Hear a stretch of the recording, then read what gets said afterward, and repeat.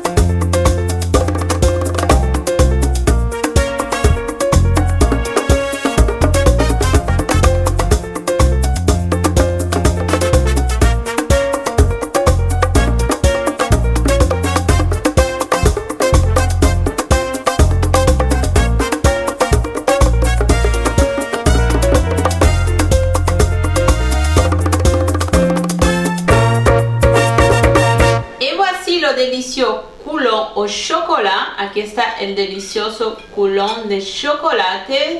You can see, I guess you want a big piece this time, but it's easy. Subscribe, right? And just easy to do. Couples of minutes as usual. And you will see, it's just fantastic. Mm. Mm. Mm. Mm-hmm. Mm. Mm.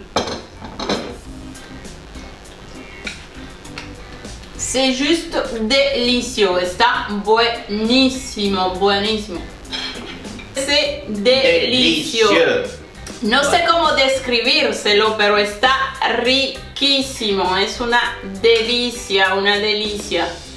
Para la decoración lo he hecho con mermelada de cereza, la combinación está perfecta, pueden hacerla con la de su gusto. Pueden hacerla con la de su gusto, pero esta le dará un toque especial, ¿eh? Pour la décoration, c'est de la confiture de cerise. Decoration here is made with just jam, right? Cherry, right? Cherry, chocolate, everything. C'est délicieux. Fantastic. This is really the best dessert for the holidays. Happy holidays to all of you. Don't forget, subscribe. Y le invitamos a que se suscriban, es totalement gratis. On vous invite à vous abonner, c'est gratuit et vous allez recevoir des recettes délicieuses.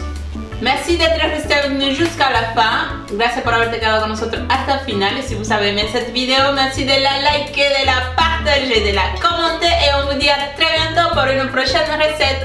Si este video te ha sido útil, dale me gusta, comparte, comenta y nos vemos en una próxima receta. Happy holidays! Thank you